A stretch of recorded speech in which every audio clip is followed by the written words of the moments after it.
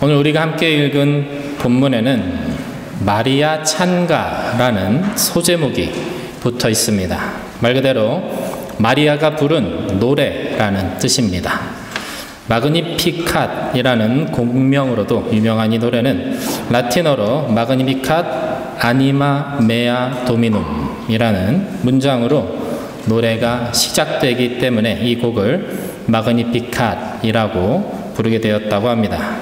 이 마그니피캇이라는 단어는 영어로 하면 magnify라는 단어로 확대하다라는 뜻을 가지고 있다고 합니다.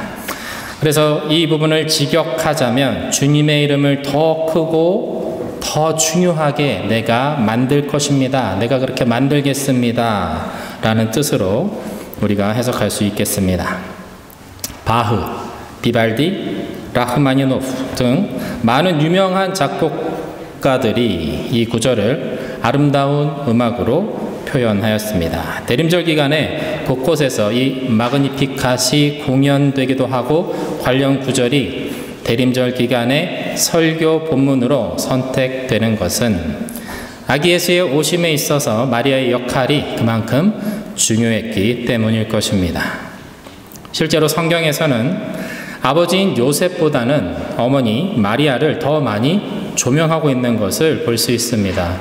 한 예로 마가복음 6장 3절의 말씀을 보면 다음과 같이 기록되어 있습니다. 제가 읽겠습니다. 저 사람은 마리아의 아들 목수이며 야고보와 요셉과 유다와 시몬의 형제가 아니냐. 저 사람의 누이 동생들도 우리와 함께 여기 있지 않느냐. 그러고서 그들은 예수님을 배척하였다. 당시 유대인들은 아버지의 이름을 대면서 누구의 아들 누구라고 이렇게 불렀습니다. 예수님의 12제자들 중에 야고보와 요한을 가리켜서 말할 때 그 아버지의 이름을 넣어서 세베대의 아들 야고보, 요한 이렇게 부른 것. 예수님께서 베드로를 부를 때 요한의 아들 시모나 이렇게 부르시는 것 등을 보면 알 수 있는 부분입니다. 그런데 특이하게도 이 구절에서 예수님을 부르는데 사람들이 예수님을 가리켜서 부르는데 아버지 요셉이 아니라 어머니 마리아의 이름을 넣어서 마리아의 아들이라고 부르고 있는 것입니다. 몇몇 학자들은 이 구절을 근거로 해서 예수님의 아버지였던 요셉이 비교적 젊은 나이에 사망한 것이다 라고 주장하기도 합니다. 또 한 가지 다른 해석은 마리아와 이 예수님과의 특별한 관계성을 강조하기 위한 구절이라고 보는 관점입니다.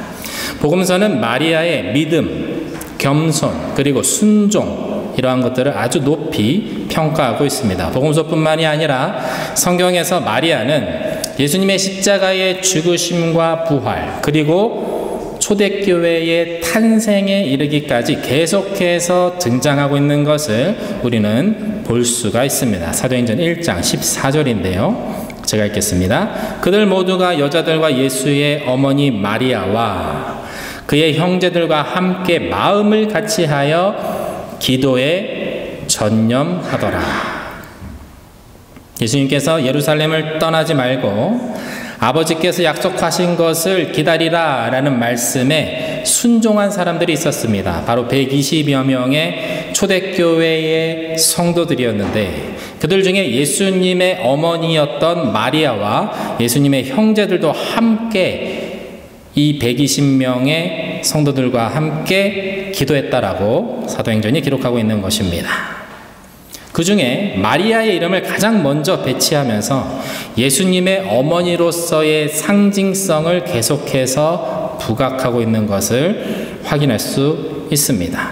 예수님의 어머니로서 끝까지 순종하면서 기도의 자리를 지킨 마리아가 초대교회의 근간이 되는 인물 중에 제일 먼저 언급되었다라는 것은 그만큼 이 마리아가 다른 그리스도인들에게 본이 되고 존경받는 기도의 사람이었다라는 것을 우리가 알 수 있는 것이죠. 그러나 이런 마리아가 그리스도인들에게 신앙의 모범이 될 수는 있지만 예수님과 같이 신앙의 대상이 될 수는 없습니다. 바로 이러한 점에서 가톨릭과 개신교의 교리적 차이점이 발생하게 된 것입니다. 마리아가 성경의 이야기에서 최초로 등장하는 장면은 천사 가브리엘을 통한 수태고지 사건부터입니다. 성경은 마리아가 몇 살 때 천사로부터 아이를 잉태하게 될 것이라는 소식을 듣게 되었는지 정확하게 언급하고 있지는 않습니다. 다만 그때는 마리아가 이 요셉이라는 사람과 정혼한 상태, 결혼을 약속한 상태였는데 당시 유대 사회에서는 일반적으로 약 12세에서 14세 사이에 여성들이 정혼을 하거나 결혼을 했다라고 합니다. 바로 이러한 점을 고려하였을 때 마리아의 나이도 12세에서 14세 사이였을 것이라고 우리는 예상할 수 있는 것입니다. 성경에서 마태복음과 누가복음이 마리아가 천사로부터 아이를 가지게 될 것이라는 그 소식을 전해들은 사건을 담고 있는데 마태복음보다는 이 누가복음이 비교적 더 자세하게 그 전후 사정을 기록하고 있습니다. 누가복음은 의도적으로 한 가지 이야기를 더 덧붙이고 있습니다. 그것은 바로 제사장 사가랴의 아내인 엘리사벳이라는 여인의 임신 소식입니다. 엘리사벳은 아이를 가질 수 없는 연로한 늙은 여인이었습니다. 그럼에도 불구하고 갑자기 아이를 잉태하게 됨으로 인해서 매우 기뻐하였지요. 이 아이가 나중에 태어나게 되고 세례 요한이 됩니다. 누가복음 1장 31절에서 40절까지 제가 세번역 성경으로 읽어보겠습니다. 보아라, 그대가 잉태하여 아들을 낳을 터이니 그의 이름을 예수라고 하여라. 그는 위대하게 되고 더없이 높으신 분의 아들이라고 불릴 것이다. 주 하나님께서 그에게 그의 조상 다윗의 왕위를 주실 것이다. 그는 영원히 야곱의 집을 다스리고 그의 나라는 무궁할 것이다. 마리아가 천사에게 말하였다. 나는 남자를 알지 못하는데 어떻게 이런 일이 있겠습니까? 천사가 마리아에게 대답하였다. 성령이 그대에게 임하시고 더없이 높으신 분의 능력이 그대를 감싸줄 것이다. 그러므로 태어날 아기는 거룩한 분이요 하나님의 아들이라고 불릴 것이다. 보아라, 그대의 친척 엘리사벳도 늙어서 임신하였다. 임신하지 못하는 여자라 불리던 그가 임신한 지 벌써 6달이 되었다. 하나님께는 불가능한 일이 없다. 마리아가 말하였다. 보십시오, 나는 주님의 여종입니다. 당신의 말씀대로 나에게 이루어지기를 바랍니다. 천사는 마리아에게서 떠나갔다. 그 무렵에 마리아가 일어나 서둘러 유대 산골에 있는 한 동네로 가서 사가랴의 집에 들어가 엘리사벳에게 문안하였다. 처녀였던 마리아에게 아이가 생길 것이라는 소식이 전해진 다음에 불가능이 없으신 하나님의 역사를 증거하기 위한 또 한 사람으로 엘리사벳이 선택되었습니다. 엘리사벳이 아이를 갖지 못한다는 것은 그 마을에서는 공공연한 사실이었습니다. 아주 오랜 기간 동안 아이가 없었고 이미 엘리사벳은 나이가 많아서 신체적으로도 아이를 낳을 수 없는 상태가 되었기 때문입니다. 어린 마리아가 남자를 알지 못하는 자신에게 아이가 생긴다는 것에 대해서 쉽게 받아들이지 못하자 천사 가브리엘은 마리아의 친척이었던 노년의 엘리사벳이 이미 임신하였고 6개월이라는 시간이 이미 지났다라는 것을 마리아에게 가르쳐 줍니다. 바로 엘리사벳의 케이스를 들어서 하나님께서는 능치 못하심이 없다는 것을 이 어린 마리아에게 말해주고자 함이었습니다. 이 일이 하나님의 특별하신 계획하심 가운데 일어나는 일이라는 것입니다.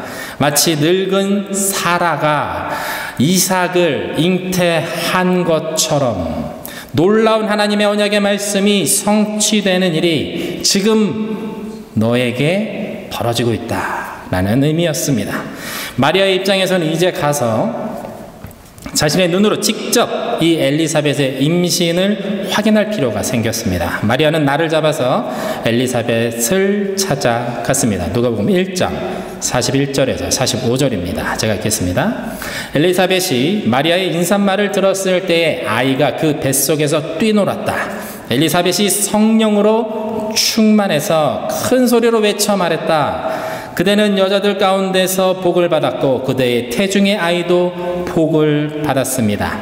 내 주님의 어머니께서 내게 오시다니 이것이 어찌된 일입니까? 보십시오. 그대의 인사말이 내 귀에 들려왔을 때에 내 태중의 아이가 기뻐서 뛰놀았습니다. 주님께서 하신 말씀이 이루어질 줄 믿은 여자는 행복합니다. 엘리사벳에게 성령이 충만하게 임하였습니다. 엘리사벳은 노래하듯이 선포합니다. 모든 여자들 가운데 가장 복을 받은 자가 마리아라고 엘리사벳이 소리 높여 노래합니다. 마리아의 태 속의 아이로 인해서 일어날 하나님의 놀라운 구원의 계획이 이제 막 실현될 것으로 인해서 엘리사벳은 소리 높여 찬양하고 있습니다.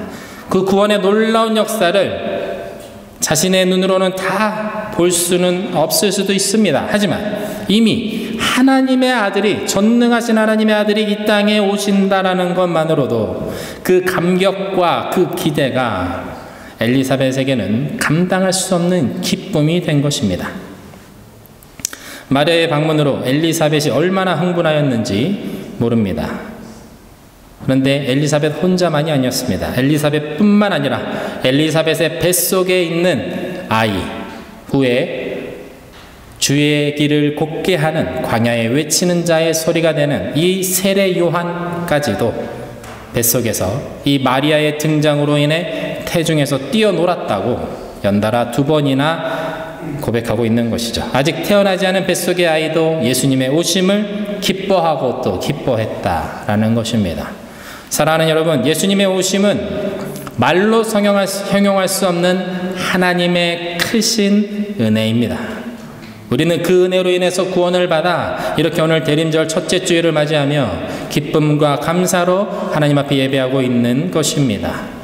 성령이 임하셔서 이들의 만남을 축복해 주셨습니다. 놀라운 하나님의 말씀이 성취되는 이 순간 믿음으로 주님 앞에서 살아갔던 이름 없는 두 여인을 통해서 하나님의 구원의 역사가 시작되고 있었습니다. 하나님께서는 소망 없는 여인, 아이를 낳지 못함으로 유대사회에서 무시를 감내해야 했던 이 나이 많은 엘리사벳을 선택하셔서 하나님의 구원의 증거, 예수 그리스도의 오심의 증거로 삼으셨습니다. 사랑하는 성도 여러분, 우리 인생 또한 엘리사벳처럼 예수님께서 이 땅에 오신 이유를 세상 가운데 드러내는 그러한 증인의 삶이 되기를 축원드립니다. 내 삶에 일어난 일로 인해서 하나님의 살아계심과 하나님의 공의로우심이 이 세상 가운데 증거되는 은혜가 우리 삶 가운데도 있기를 축원드립니다. 그런 하나님을 이 말씀대로 이루시는 하나님, 그 말씀을 이루시는 하나님, 그 능력의 하나님을 기대하는 저와 여러분 되시기를 주님의 이름으로 다시 한번 축원드립니다. 엘리사벳의 성령 충만한 선포의 노래에 마리아 역시 시와 노래로 화답합니다. 바로 오늘 우리가 함께 읽은 본문의 말씀인 마리아 창가가 바로 그 부분입니다. 오늘 본문 46절에서 48절의 말씀 우리 한번 같이 읽어보겠습니다. 시작. 그리하여 마리아가 말하였다. 내 영혼이 주님을 찬양하며 내 마음이 내 구주 하나님을 좋아함은 그가 이 여종의 비천함을 보살펴 주셨기 때문입니다. 이제부터는 모든 세대가 나를 행복하다 할 것입니다. 하루 3번 식사를 하는 것은 지금 우리에게는 아주 당연한 일이고 익숙한 일입니다. 하지만 산업화 이전에는 대부분 하루 2끼를 먹었다고 합니다. 이유는 간단합니다. 먹을 것이 그리 풍족하지 않았기 때문입니다. 마리아가 살았던 시대에도 대부분 가난했습니다. 글을 읽을 줄 모르는 사람들이 99% 이상이었던 그런 시대였습니다. 가난하고 남성 위주의 사회에서 한 사람의 여성으로 살아간다는 것은 정말로 쉽지 않은 일이었을 것입니다. 가족의 생계를 위해서 얼굴도 모르는 사람과 결혼하는 것은 여성들의 숙명과도 같은 그런 시절이었습니다.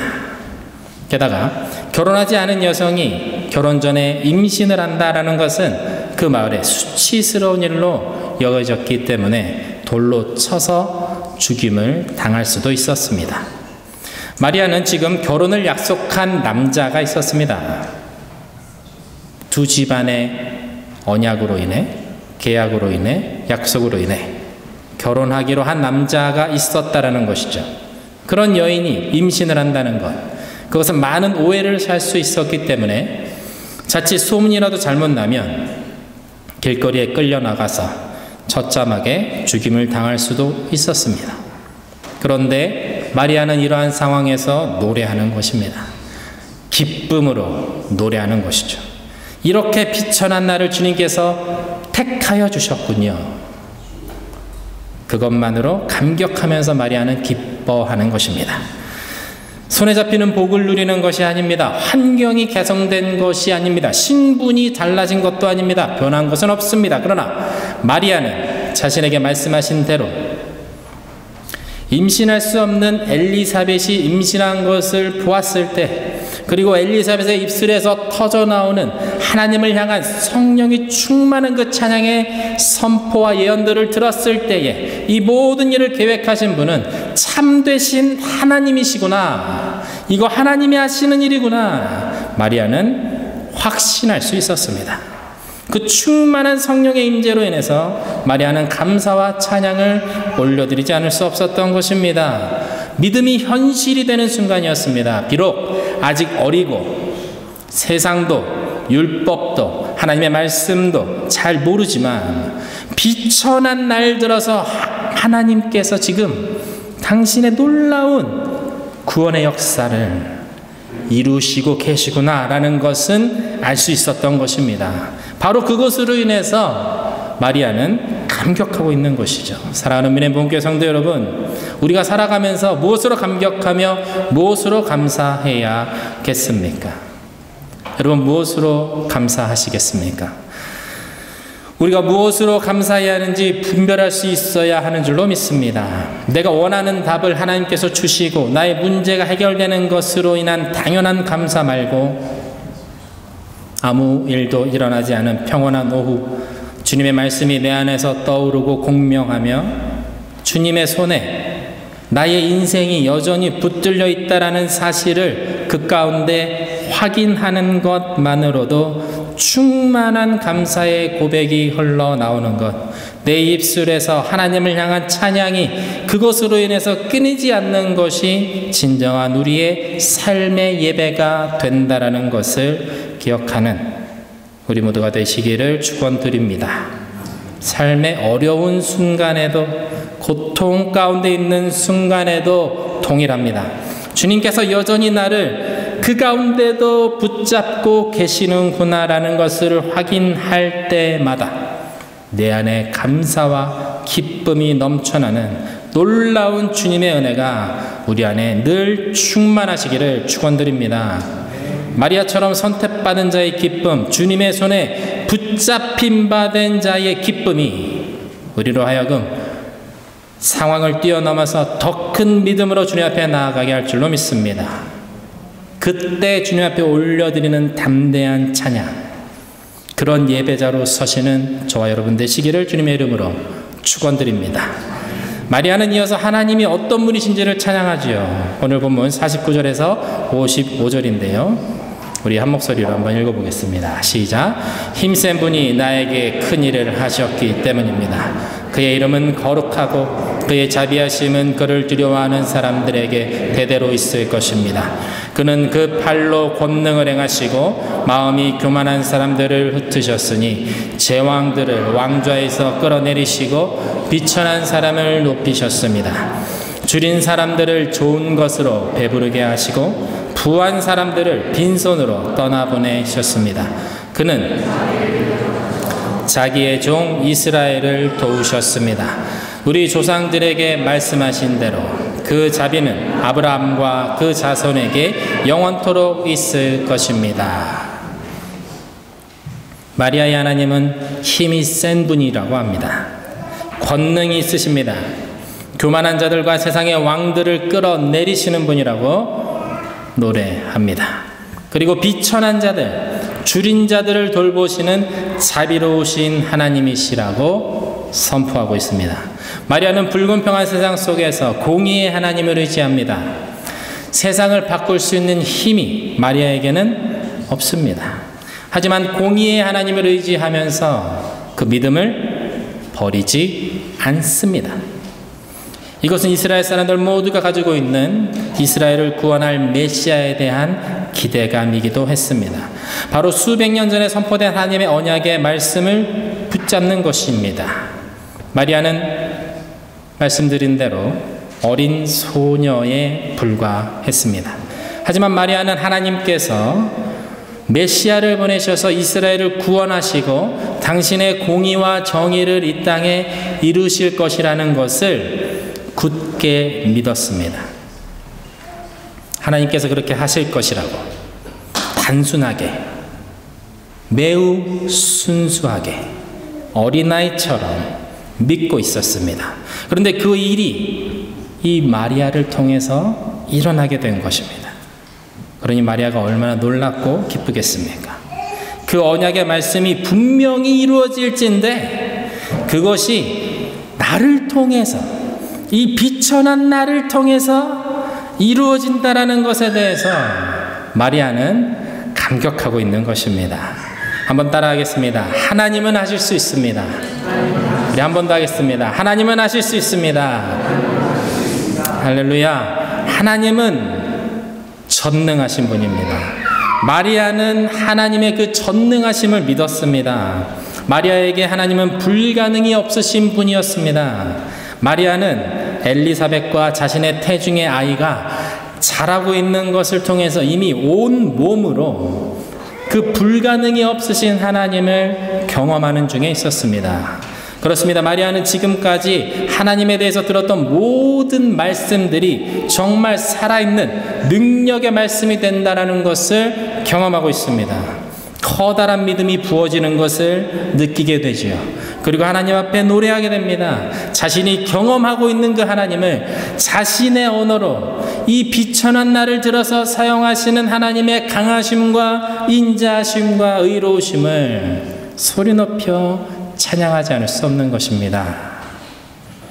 하나님께서는 마리아의 이 단순한 믿음, 그 순전한 믿음, 그거 하나 때문에 마리아를 선택하셨습니다. 메시아를, 하나님의 아들을 낳았음에도 불구하고, 그를 안고 젖을 먹이고 길렀음에도 불구하고, 나중에 마리아는 끝까지 초대교회 공동체 안에서 기도의 모범이 되는 사람이 되었습니다. 하나님 나라를 위해서 헌신하는 좋은 신앙인으로 남아 있었던 것입니다. 그 믿음을 끝까지 지켜내었습니다. 하나님 나라의 영광을 위해서 예수님과 동행하기 원했던 믿음의 사람, 그 사람이 바로 마리아였습니다. 또 한 가지가 있다면 마리아는 자신이 비천한 자라고 주님 앞에서 자신을 한없이 낮추는 겸손한 사람이었습니다.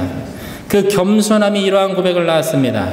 주의 여종이오니 말씀대로 이루어지리이다. 그것이 어떤 일이든, 그것이 무슨 일이든 하나님 당신께서 하시겠다 하면 그 일은 이루어져야 마땅하다라는 것입니다.